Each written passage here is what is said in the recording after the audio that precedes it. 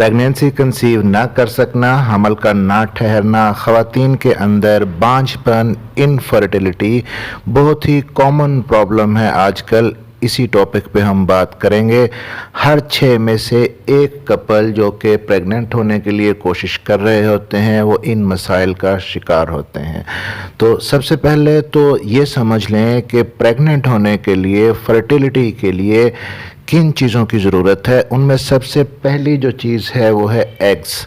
Female के अंदर जो अंडेदानी होती है, जिन्हें ओवरीज कहा जाता है, उनके अंदर एग्स बनते हैं। तो एग्स की क्वालिटी का अच्छा होना बहुत ही ज़रूरी है।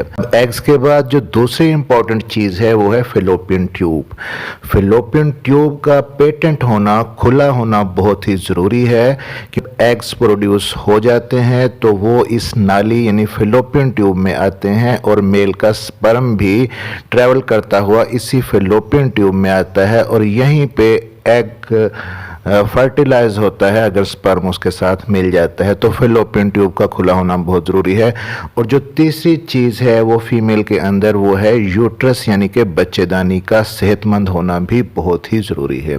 और फिर इन तीनों चीज़ों को यानी कि एग्स, फेलोपियन ट्यूब और यूट्रस, इन तीनों चीज़ों को सेहतमंद रखने के लिए आपके हार्मोन का बैलेंस ठीक होना बहुत ही ज़रूरी है। और फाइनली जो चीज़ ज़रूरी है वो है मेल के स्पर्म यानी कि जरासीम जिन्हें कहते हैं। तो मेल का स्पर्म काउंट हेल्दी और पूरा होना भी ज़रूरी है। आज की वीडियो में हम डिस्कस करेंगे फीमेल्स के अंदर इनफर्टिलिटी यानी कि बांझपन की एक बहुत ही बड़ी वजह इन सारी वजूहात में से वो है एग्स की क्वालिटी का अच्छा ना होना, एग्स की क्वालिटी और क्वांटिटी का ख़राब होना। और एग्स की क्वालिटी को आप कैसे बेहतर कर सकते हैं, ये एक बहुत ही बड़ी रीज़न है। क्योंकि एग्स की क्वालिटी, अंडों की जो क्वालिटी है फीमेल के अंदर, अगर वो अच्छी होगी तो फर्टिलाइजेशन के रेट्स अच्छे होंगे, यानी कि स्पर्म और एग के मिलने के चांसेस ज़्यादा होंगे। इसी तरह जब स्पर्म और एग आपस में मिल जाते हैं तो जो एम्ब्रियो बनता है वो एम्ब्रियो बच्चेदानी की दीवार के साथ जुड़ता है, जिसे इम्प्लांटेशन कहते हैं।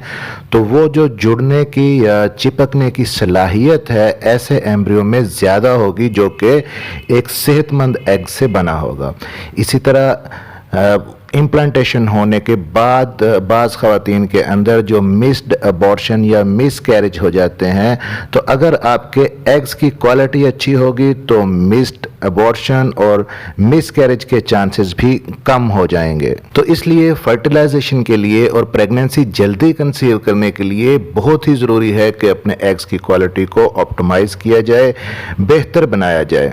क्योंकि एग्स की क्वालिटी एज के साथ साथ तो कम होती है। देखने में आता है कि 35 इयर्स के बाद अंडे बनाने की सलाहियत फीमेल के अंदर काफ़ी हद तक कम हो जाती है और फर्टिलिटी की रेशो भी 50% कम हो जाती है 35 इयर्स के बाद। लेकिन आजकल देखने में ये आ रहा है कि इवन यंग एज के अंदर ही एग्स की क्वालिटी ख़राब होती है, एग्स अच्छी क्वालिटी के नहीं बनते। यंग फीमेल्स के अंदर भी जो माँ बनने की कोशिश कर रही होती हैं, एक बड़ी वजह एग्स की क्वालिटी का ख़राब होना है। कैसे आप अपने एग्स की क्वालिटी को बेहतर बना सकती हैं, अपनी फर्टिलिटी को इम्प्रूव कर सकती हैं, प्रेग्नेंट होने की सलाहियत को बढ़ा सकती हैं। क्योंकि जिनके पास औलाद नहीं है, माँ बनने की ख्वाहिश उनके अंदर किस कदर शिद्दत से पाई जाती है ये सिर्फ वही जानती हैं।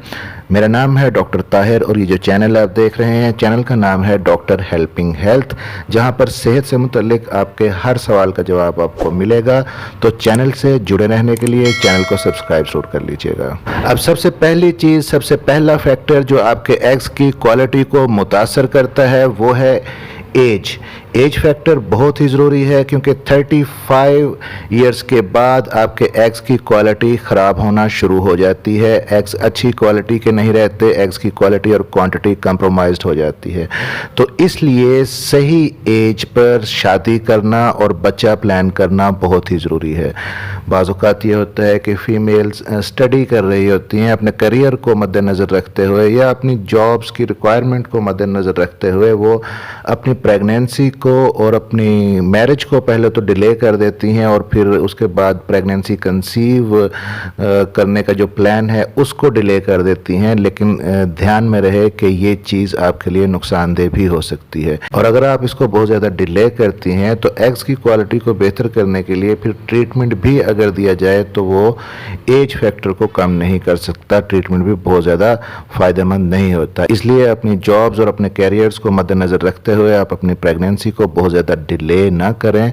एक मुनासिब उम्र में शादी करना और बेबी कंसीव करना बहुत ही ज़रूरी है। अब सेकंड जो इम्पोर्टेंट चीज़ है एग्स की क्वालिटी को बेहतर बनाने के लिए वो है आपकी डाइट। क्योंकि आजकल जिस तरह की डाइट मार्केट में आ रही होती है और हम यूज़ कर रहे होते हैं उनके अंदर ज़्यादातर केमिकल्स और फर्टिलाइज़र और पेस्टिसाइड्स बहुत ज़्यादा यूज़ हुए होते हैं।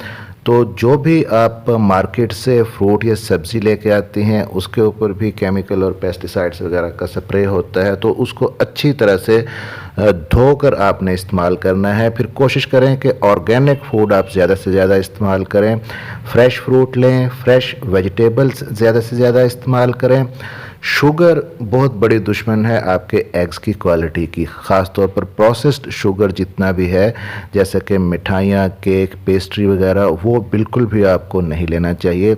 एक हेल्दी प्लेट बनाएं अपनी डाइट की जिसके अंदर कार्बोहाइड्रेट कम करें, प्रोटीन थोड़ी बढ़ाएं, होल ग्रेन्स ज़्यादा से ज़्यादा लें, फाइबर्स को शामिल करें अपनी खुराक के अंदर, दूध आप मुनासिब मिकदार में ज़रूर लें।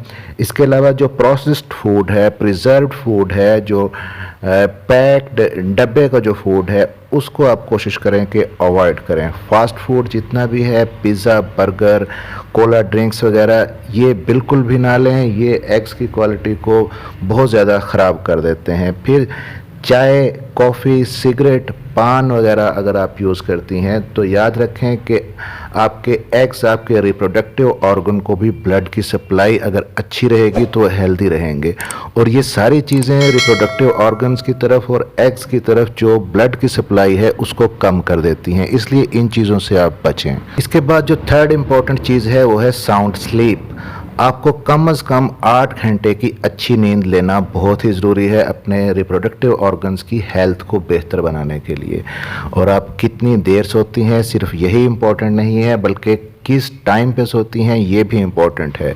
आप 9 से 10 बजे के करीब ज़रूर सो जाएं, इसको 11 से 12 बजे तक डिले ना करें और सुबह अर्ली मॉर्निंग आप उठें। नेक्स्ट जो फैक्टर है एग्स की क्वालिटी को, आपके रिप्रोडक्टिव ऑर्गन्स की क्वालिटी को डिस्टर्ब करता है, बहुत ही बड़ा फैक्टर है, वो है स्ट्रेस।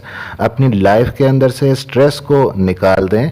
नो डाउट के जॉब्स की वजह से या किसी भी प्रॉब्लम की वजह से स्ट्रेस किसी न किसी सूरत में आपकी ज़िंदगी में आती है, लेकिन आपको उसको बहुत ज़्यादा जहन पे सवार ना करें। और अगर आप महसूस करें कि आपको काम के बर्डन की वजह से बहुत ज़्यादा आप स्ट्रेस में आ गए हैं, एंजाइटी में आ गए हैं, तो आप कुछ देर के लिए आउटिंग पे निकलें और फील करें कि इससे आपके रिप्रोडक्टिव ऑर्गन्स का और ओवरऑल आपकी हेल्थ पे बहुत ज़्यादा अच्छा असर होता है। फिर ओवरवेट बिल्कुल भी नहीं होना।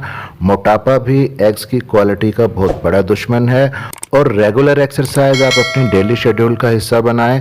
ख़ास तौर पर पेट की एक्सरसाइजेस जो हैं, पेल्विक एक्सरसाइजेस अगर आप करती हैं रूटीन में तो उससे एक तो आपके पेट के अंदर आपके जितने रिप्रोडक्टिव ऑर्गन्स हैं और आपके एग्स हैं वो स्टिमुलेट होंगे और उनकी तरफ ब्लड की सप्लाई ज़्यादा होगी। तो रेगुलर एक्सरसाइज और योगा वगैरह अपने रूटीन के अंदर शामिल करें ताकि आपके एग्स की क्वालिटी अच्छी रहे।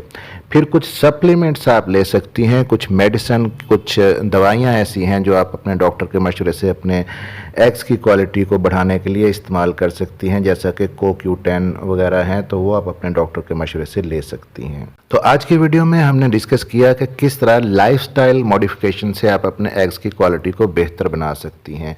और अगर आप एग्स की क्वालिटी को बेहतर बनाने के लिए ये जो हमने सारा एक शेड्यूल डिस्कस किया है, आप 2 से 3 माह मुसलसल इसको फॉलो करती हैं तो नो डाउट कि आपके रिप्रोडक्टिव ऑर्गन्स की, आपके एग्स की क्वालिटी भी अच्छी होगी, आपके माँ बनने की सलाहियत भी बढ़ जाएगी, आप जल्दी कंसीव भी कर पाएंगी और फर्टिलिटी रेट आपका बढ़ जाएगा। तो चैनल को सब्सक्राइब ज़रूर कर लीजिएगा। मिलते हैं अगली किसी वीडियो में, तब तक के लिए अपना ख्याल रखिएगा।